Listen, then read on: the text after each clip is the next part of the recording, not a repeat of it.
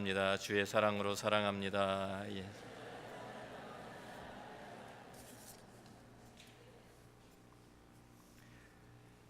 예. 하나님의 말씀 우리 갈라디아서 2장 15절부터 21절까지의 말씀입니다.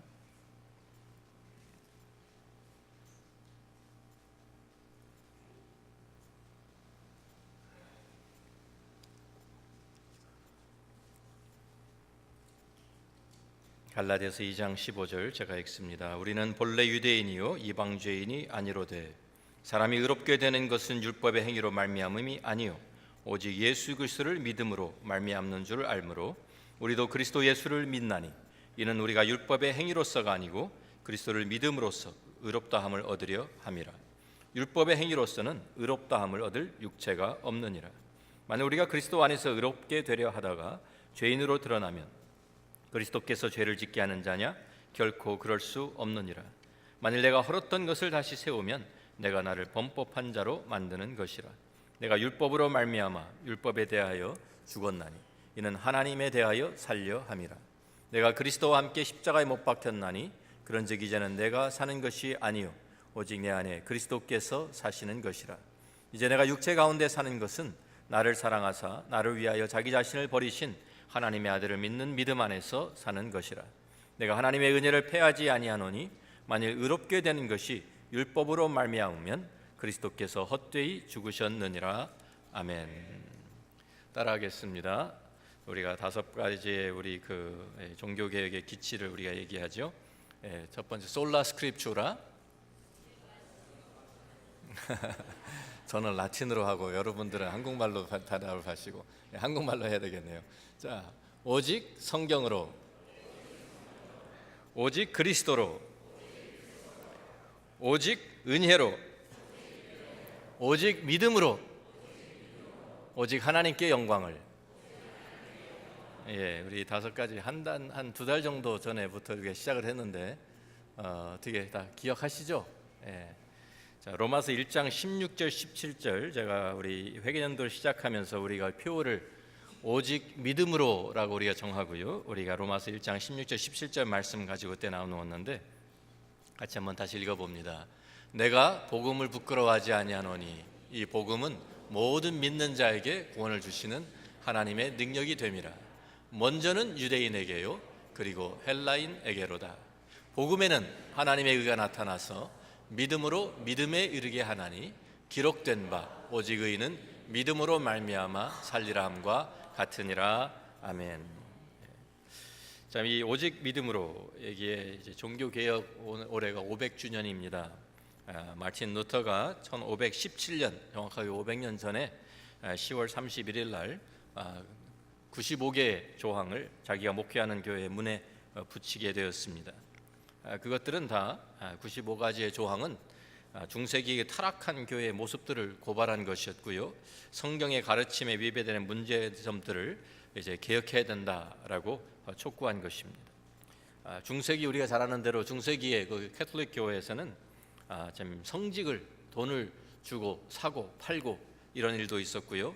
또 제가 그때도 말씀드렸지만 면죄부 발행을 해서 그 면죄부를 팔았습니다. 그래서 그 면죄부를 사면 선전할 때 많은 사람들이 돌아다니면서 면죄부를 팔았는데요. 사람들에게 가족들 중에 죽은 사람들이 있으면 그 사람들이 지금 지옥에 있다 할지라도 면죄부를 사면 그 사람들이 죽은 자들이 돈이 함에 떨어지는 소리와 함께 천국에 올라갈 수 있다.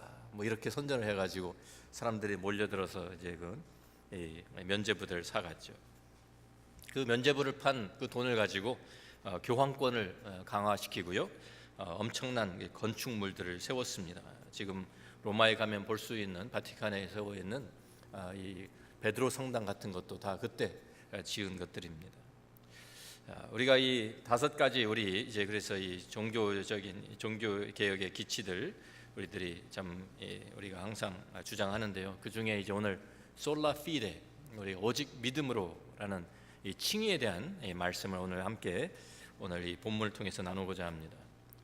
마틴 루터의 시대뿐만 아니라 종교 개혁을 했던 그 중세기 때뿐만 아니라 사도 바울의 시대 때에도요. 또 지금도 마찬가지입니다. 사람들은 다 어느 시대에나 자기 힘으로 자기가 스스로 노력해서 구원을 이루겠다라는 이 착각에 빠져 있습니다. 내가 내 자신을 계속해서 발전시키면, 내가 계속 개선이 되면, 내가 점점 더 나아지면 하나님의 마음에 들 수 있게 되고, 그러면 내가 의로워지고 내가 구원을 받을 수 있다라는 착각입니다. 그래서 그것을 이루기 위해서 선행을 합니다. 또 종교적인 의식을 행합니다. 도덕적으로, 윤리적으로 온전한 삶을 살려고 노력을 많이 합니다. 그런데 참 여기에 지금 오늘 나와 있는 말씀 같이 내가 의롭게 되는 것, 내가 하나님께 인정을, 다시 말하면 인정을 받는 것, 이것이 어떻게 이루어지느냐, 이것이 이슈예요. 이것이 어떻게 이루어질 수 있느냐. 모든 종교들이 제가 의롭게 되는 것 어디서 시작하냐면 나로부터 시작합니다. 나에게서 시작을 하는 거예요.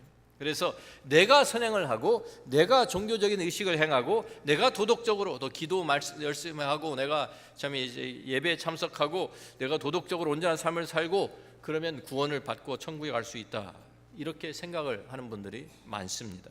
자기에게서 시작합니다. 마틴 루터도 선행을 쌓기 위해서 노력을 많이 한 사람입니다. 특별히 죄에 대해서 굉장히 민감한 사람이었습니다. 자기 죄를 내가 깨끗하게 씻음을 받아야 되겠는데 자기 자신을 보니까 자기도 자신이 없어요. 그러니까 죄를 씻기 위해서 자기가 노력을 무지하게 했습니다. 가톨릭 교회에서 가르치는 대로 고해 성사를, 제가 생각날 때마다 고해 성사를 하는 거예요. 가가지고 얼마나 많이 고해 성사를 찾아갔는지 그 주임 신부가, 야 제발 나를 그렇게 너무 귀찮게 하지 말고, 왜 하루에도 몇 번씩 찾아오니까 죄가 생각나면 가서 무조건 가가지고 죄를 고해하고 또 이런 죄를 범했습니다. 그러니까 주임 신부가, 야 나도 바빠 죽겠는데 나를 힘들게 하냐, 그렇게 자주 찾아오지 말고 제발 좀 모아서 갖고 와라, 모아서 한 번에 해결하자고. 그런데 그걸 못 기다리는 거예요. 그러니까 죄에 대해서 그렇게 민감한 사람이었어요. 그러니까 그 죄를 씻기 위해서 얼마나 노력을 많이 했겠습니까? 그가 쓴 글을 보면 금식도 엄청나게 하고요, 기도도 많이 하고 노력을 많이 했어요. 그래서 뭐라고까지 썼냐면, 자기가 그때 가톨릭 교회에 계속 남아 있었다고 하면 아마 죽었을 것이다, 그렇게 고백할 정도로 그렇게 고행을 많이 했어요. 한 번은 우리가 지난번에 제가 말씀 나눌 때도 소개해드린 내용인데요, 가톨릭 교회 사제로서 로마에 일이 있어서 갔는데, 공무를 보기 위해서 갔는데, 로마의 한 교회, 참 유명한 돌계단이 있죠. 그래서 순례자의 발길이 끊어지지 않는 그러한 교회가 있습니다. 어떤 교회냐면 예루살렘에서 빌라도의 법정에 예수님이 참 재판을 받으시던, 십자가형을 당하기 전에 예수님이 재판을 받으신 바로 그 돌계단입니다. 예수님이 밟고 올라간 그 돌계단, 예수님의 핏자국이 아직도 남아있다라고 하는 그 돌계단을 가지고 참 그걸 예루살렘에서 다 옮겨와 가지고요, 그 위에다가 성당을 지었습니다.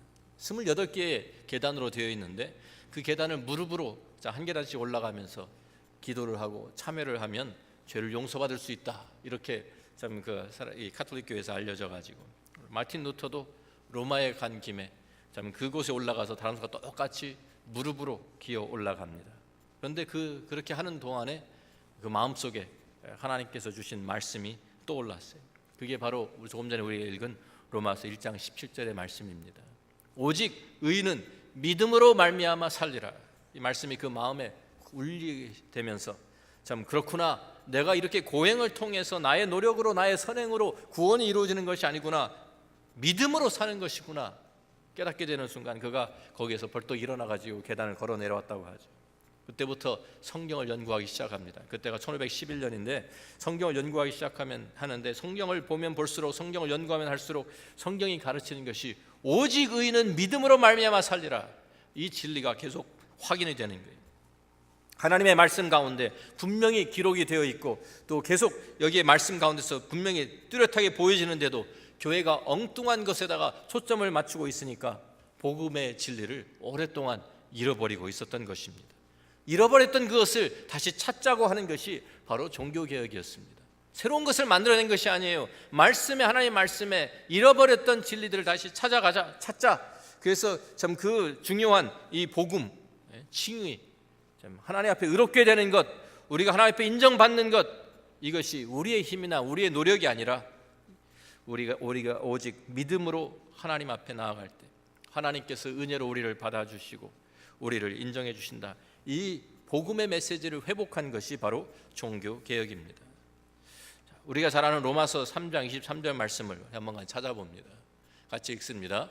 모든 사람이 죄를 범하였음에 하나님의 영광에 이르지 못하더니.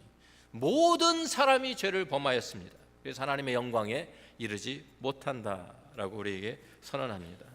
자, 이 말씀과 오늘 우리 갈라디아서 2장 15절 16절 말씀과 우리 연결시켜 보면은요, 2장 15절 16절에도 이렇게 말씀하죠. 우리는 본래 유대인이요 이방 죄인이 아니로되 사람이 의롭게 되는 것은 율법의 행위로 말미암음이 아니요 오직 예수 그리스도를 믿음으로 말미암는 줄 알므로 우리도 그리스도 예수를 믿나니 이는 우리가 율법의 행위로서가 아니고 그리스도를 믿음으로써 의롭다함을 얻으려 함이라. 율법의 행위로서는 의롭다함을 얻을 육체가 없느니라. 2장 16절 말씀이 특별히 우리에게 이 갈라디아서 2장 16절 말씀이 갈라디아 전체의 핵심 구절입니다. 우리가 한번 같이 읽어보겠습니다. 다시 읽습니다. 사람이 의롭게 되는 것은 율법의 행위로 말미암음이 아니요 오직 예수 그리스도를 믿음으로 말미암는 줄 알므로 우리도 그리스도 예수를 믿나니 이는 우리가 율법의 행위로서가 아니고 그리스도를 믿음으로써 의롭다함을 얻으려 함이라. 율법의 행위로서는 의롭다함을 얻을 육체가 없느니라. 아멘. 율법을 지킴으로써 율법의 행위로서는 하나님께 인정을 받을 수 있는 사람이 하나도 없다 그랬어요. 왜 그렇습니까? 모든 사람이 이미 죄인이기 때문입니다. 모든 사람이 이미 죄인으로 태어나기 때문입니다. 많은 사람들이 말씀을 우리가 이런 이야기를 하면 내가 왜 도대체 죄인이야? 라고 반문하는 사람들이 많습니다. 하긴 우리 교회 안에 우리 여러분들을 돌아보아도 다들 선하신 분들만 있죠? 아닙니까? 다들 아주 좋으신 분들이잖아요. 근데 왜 우리가 모이기만 하면 죄인들이라고 얘기를 하고 죄인이라고 고백을 하고 그럽니까? 그래서 다른 사람보다 더 악하지도 않은데 그래도 선하게 살려고 노력을 했는데 그런데 나를 왜 죄인이라고 합니까? 그렇게 큰 죄 지었지 않았습니다. 나는 그래도 열심히 다른 사람 위해서 살았습니다 라고 하는 그런 분들이 많습니다.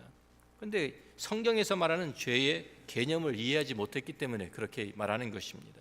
성경에서 말하는 죄의 개념 우리가 이해를 해야 됩니다. 세상의 종교들 또 세상 사람들은요, 죄라는 것을 어떻게 이야기하냐면 죄라는 것은 사람의 행실이 어떤 정해진 윤리 도덕적인 기준에 미달이 되면 그러면 그것은 죄다라고 그렇게 가르칩니다. 예를 들면 남에게 해를 끼치는 행위들이 있습니다.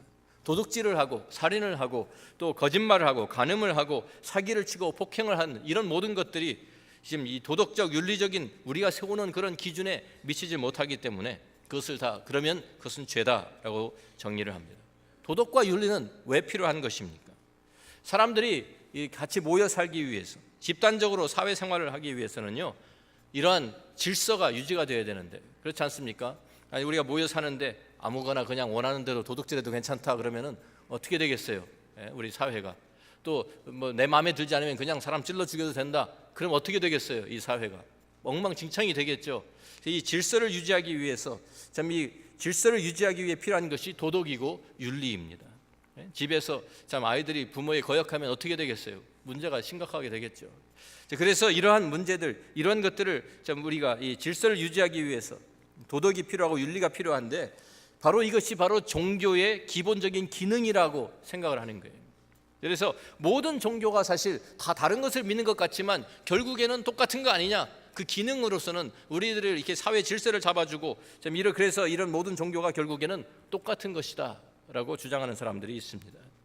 필요에 의해서 우리가 도덕적인 또 윤리적인 기준을 세우고 그것에 사람들이 그것을 통해 질서를 만들어가기 위해서 우리 필요에 의해서 만들어진 것이 종교라고 주장하는 것이죠. 성경도 물론 도덕과 윤리 가르칩니다. 말을 합니다. 그러나 성경에서 말하는 것은요, 도덕과 윤리보다 더 높은 차원에서 죄를 이해하고 죄에 대한 설명을 우리에게 해주고 있어요. 죄라는 그 개념을 설명을 해주고 있어요. 성경이 말하는 죄의 개념이 무엇입니까? 성경에서 말할 때는 죄라는 것이 근본적으로 하나님과의 관계가 깨어진 거예요. 사람과 사람 사이에 생기는 이런 문제가 아니라 사람과 하나님 사이의 관계가 깨어진 것을 죄라고 우리에게 말씀해 줍니다. 이사야 1장 2절부터 4절 말씀을 들어보면은요, 이사야 선지자를 통해서 하나님께서 이렇게 이스라엘 백성들에게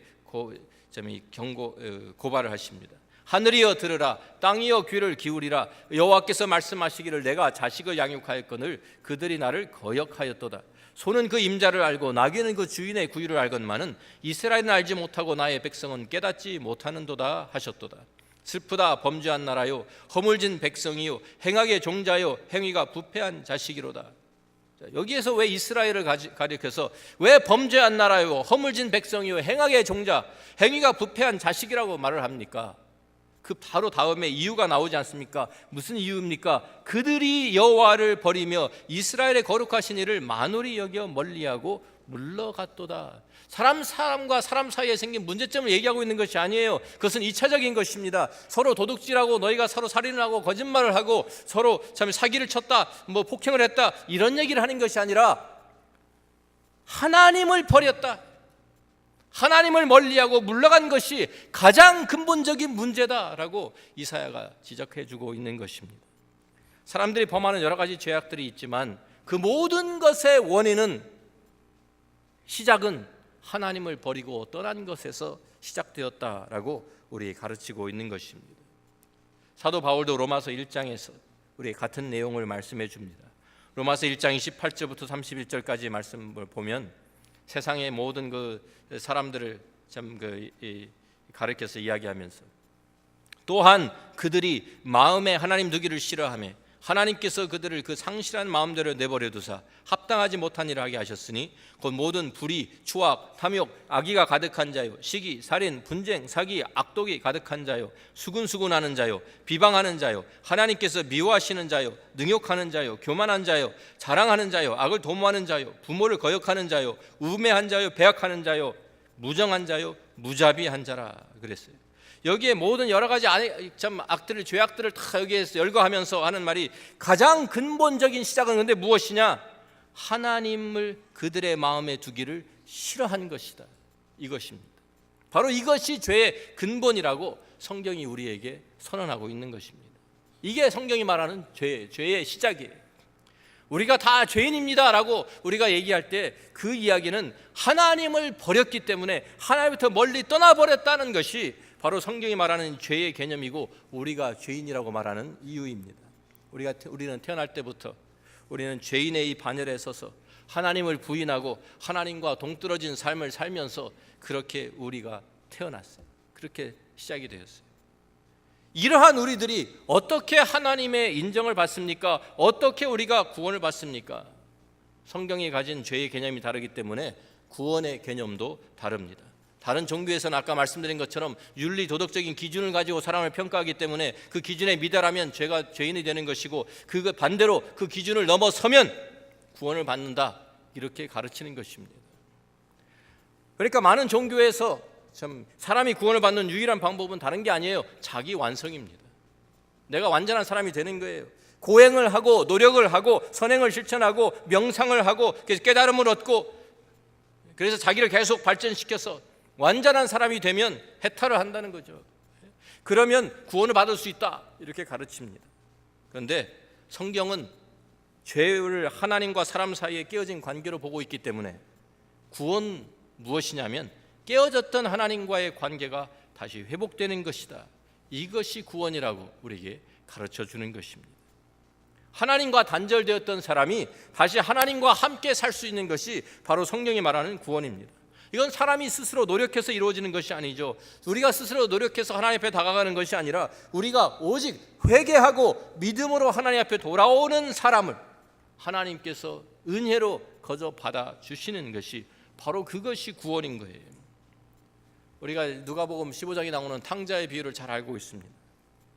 둘째 아들이 탕자가 아버지의 재산을 다 좀 달라고 해서, 아버지가 돌아가시기도 전에 그것을 다 가지고 먼 나라에 가서 다 써버리고 허랑방탕하다가 결국 참 먹을 것도 없어가지고 돼지를 치고 쥐염 열매를 가지고 돼지들과 싸우다가 정신이 퍼쩍 들죠. 그래서 내가 여기에서 왜 이러고 있나? 아버지께 돌아가면 아버지께는 얼마나 먹을 것도 풍족하고 참 우리 아버지 집에서는 종들도 편안하게 사는데 그래서 아버지께 돌아가야 되겠다. 관계가 깨어졌던 하나님과 그 아버지와 아버지를 등지고 살았던 그가 둘째 아들 그 탕자가 회개하고 돌아갑니다. 그때 아버지가 마을 밖에까지 멀리 바라보고 자기 아들이 돌아오니까, 탕자가 돌아오니까 달려가서 그를 맞아주는 바로 그 그림이 우리 죄인이었던 우리들이 하나님 앞에 돌아올 때 구원받는 하나님의 은혜로 우리를 맞아주시는 그 그림을 탕자의 피로 우리에게 보여주고 있는 것입니다. 이 탕자와 같은 우리 죄인들을 그냥 받아주시는 그 근거가 있습니다. 그 근거는 바로 예수 그리스도의 십자가의 구속입니다. 우리를 대신해서 십자가에서 죽으셨고 우리를 위해서 모든 피를 흘려주신 그 예수 그리스도의 보혈의 공로로 우리의 모든 죄가 용서함을 받는 것입니다. 우리가 예수 그리스도만을 의지하고 믿음으로 하나님 앞에 나아갈 때 깨어졌던 그 하나님의 관계가 다시 회복되는 것입니다. 하나님을 떠났던 우리들이 우리의 죄를 회개하고 아버지가 되신 그분 앞에 돌아올 때 하나님께서는 예수 그리스도의 피 그 통해서 우리를 받아주시고 우리를 인정해 주시는 바로 그것을 성경이 말하는 의롭게 되는 방법인 거예요. 성경에서 의롭게 된다고 하는 것은 다른 것이 아니에요. 하나님과 깨어졌던 관계가 회복되는 거예요. 그래서 오늘 갈라디아서 2장 15절 16절 말씀 보면 이것에 대해서는 이방인이나 유대인이나 차별이 없다고 말씀합니다. 우리는 본래 유대인이요 이방 죄인이 아니로되, 분명히 유대인 이방인이 갈라서 있었죠. 그런데 의롭게 되는 이 문제에 있어서는 차별이 없다는 거예요. 의롭게 되는 것은 율법의 행위로 말미암음이 아니요 오직 예수 그리스도를 믿음으로 말미암는 줄 알므로 우리가 누굽니까? 유대인들이. 사도 바울, 사도 베드로, 모든 유대인들은 그때까지 우리도 율법을 가지고 율법을 자랑하며 살았던 사람들인데, 하나님 앞에 의롭다 인정받고 하나님 앞에 돌아갈 수 있는 유일한 방법은 율법이 아니라는 거예요. 우리가 율법의 행위로서가 아니, 오직 예수 그리스도를 믿는 믿음으로만 가능한 것을 알기 때문에, 그래서 우리도 예수를 믿는다고 여기에 고백하고 있는 것입니다. 율법의 행위로는, 그러면서 마지막에 이렇게 덧붙입니다. 율법의 행위로서는 의롭다함을 얻을 육체가 없느니라. 없어요. 하나님 앞에 의롭다함을 얻을 육체가 아무도 없대요. 왜 그렇습니까? 우리의 율법의 기능을 생각해 보면 금방 알 수 있습니다. 금방 이해가 됩니다. 율법의 기능이 무엇입니까? 왜 율법이 주어졌습니까? 법을 만드는 것은요, 세상의 모든 법, 어느 법도 다 마찬가지예요. 법을 많이 만드는 이유는 뭐예요? 잘하는 사람 상 주기 위해서입니까? 아닙니다. 그런 법은 하나도 없습니다. 전부 다 법이라는 것은요, 잘못한 사람 끄집어내기 위해서예요. 잘못한 사람 지적하기 위해서예요. 잘못된 것을 잡아내고 지적해서 그러기 위해서 법을 만드는 거예요. 율법은 절대로 잘하는 사람 칭찬해 주기 위해서 있는 것이 아닙니다. 율법이 주어진 것은 우리가 어떻게 죄를 지금 짓고 있는지 깨닫게 하기 위해서, 우리 죄를 깨닫게 하고 우리가 얼마나 잘못을 저지르고 있는지를 보여주기 위해서 율법이 있는 거예요. 그게 율법의 기능입니다. 야고보서 2장 10절 11절 말씀을 보면은요, 같이 한번 읽어봅니다. 누구든지 온 율법을 지키다가 그 하나를 범하면 모두 범한 자가 되나니, 간음하지 말라 하시니가 또한 살인하지 말라 하셨은즉 내가 비록 간음하지 아니하여도 살인하면 율법을 범한 자가 되느니라. 그렇죠. 여기 율법의 기능입니다. 다 율법 여태까지 잘 지켰어요. 여러분 계속해서 지금 20년 30년 동안 티켓 한 장 안 받으신 분이 계시겠죠. 네? 운전 아주 조심조심 하시면서. 그런데 20년 30년 티켓 한 장 안 받고 있다가 빨간불 한번 지나가가지고 경찰에 잡혔어요. 그러면은 내가 20년 30년 동안 지금 한 번도 내가 걸린 적이 없는데 처음 실수했습니다. 그러면은 굉장히 여태까지 잘 사셨네요. 그리고 칭찬해 줍니까? 그거는 아무 상관없어요. 그건 20년 30년 잘한 거 아무 상관없어요. 한 번 잘못한 거 걸리면 티켓 먹는 거예요. 그리고 벌금 내야 돼요. 법을 어겼으니까.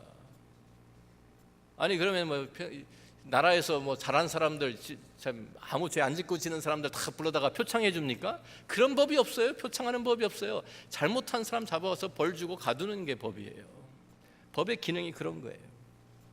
감옥에 가려면 우리가 세상법 다 어겨야 감옥에 갑니까? 아닙니다. 하나만 어겨도 감옥에 갑니다.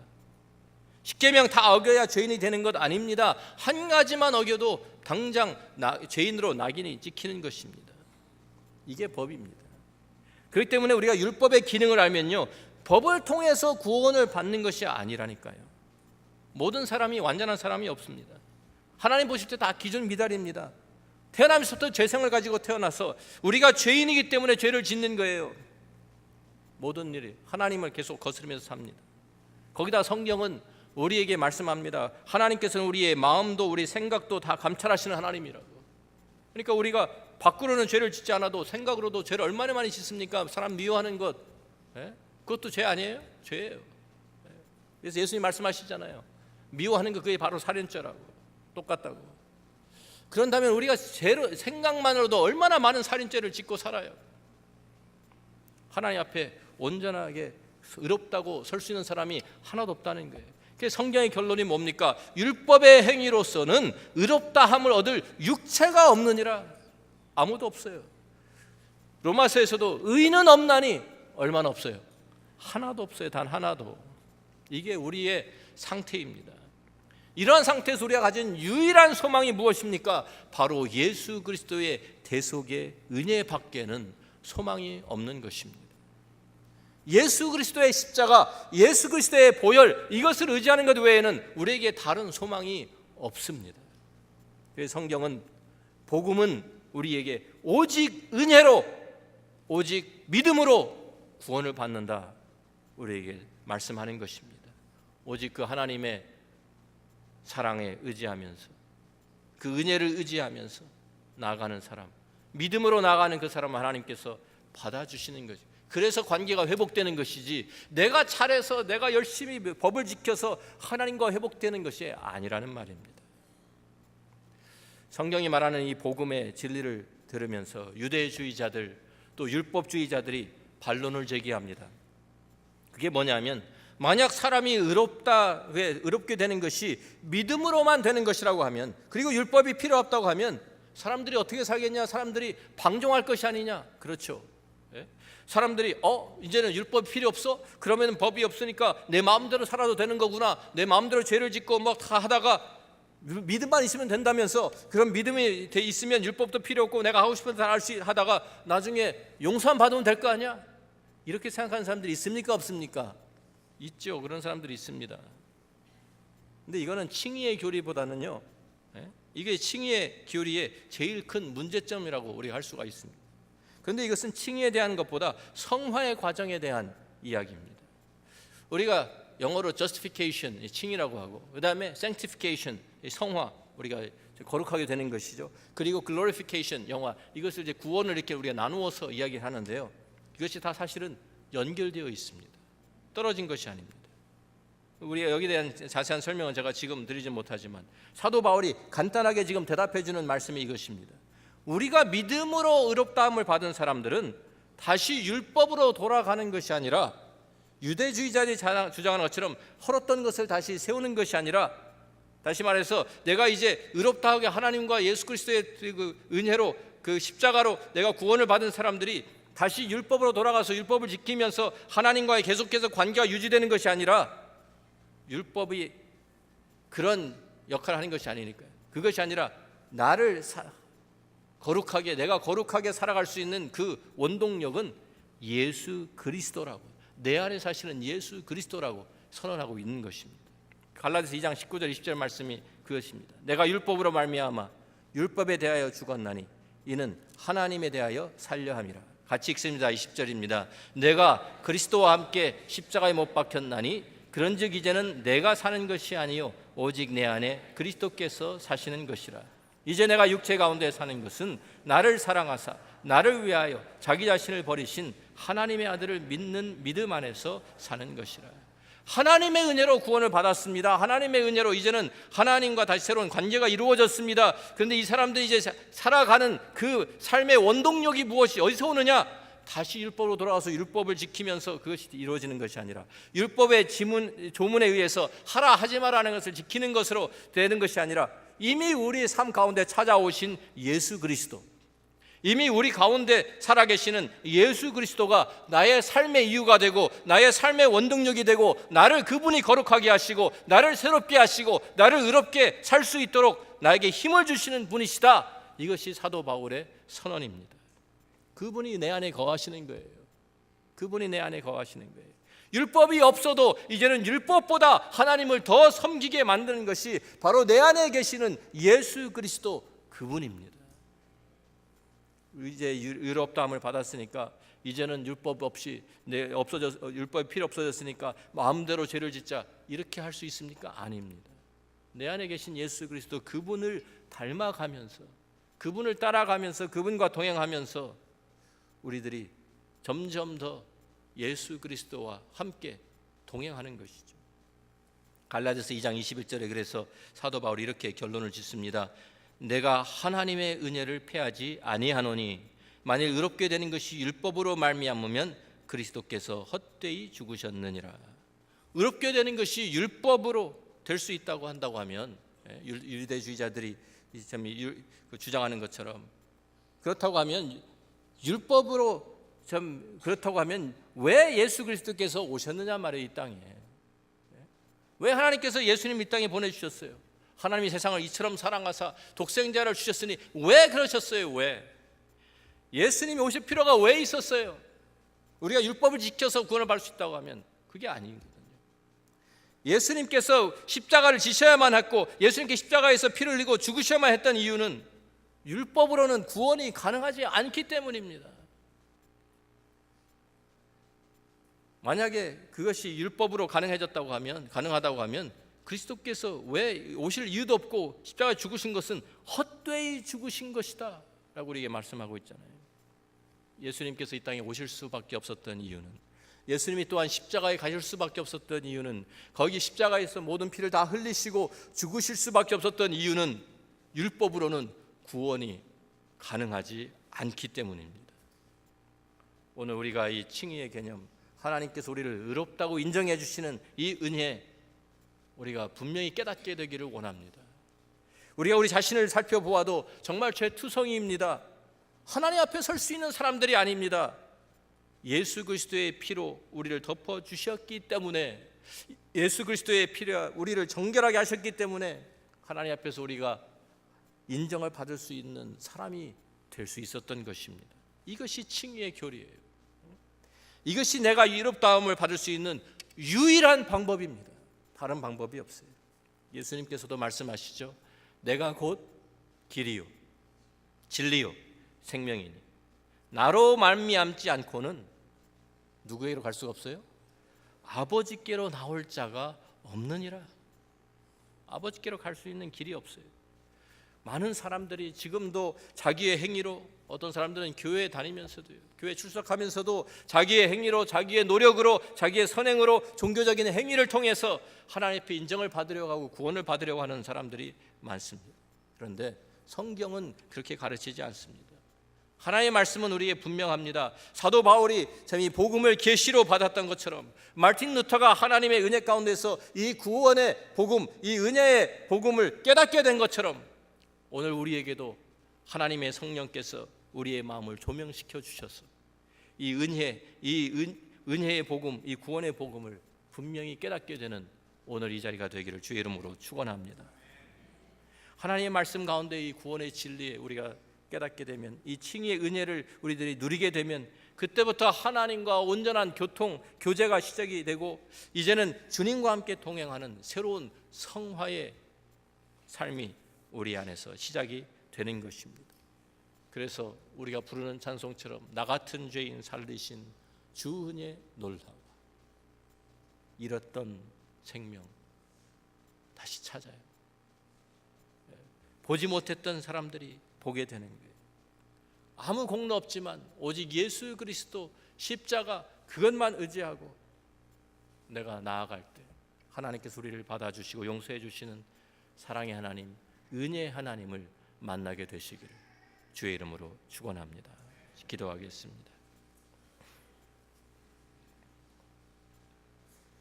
오랫동안 교회 생활을 하시면서도 오랫동안 성경을 읽으면서도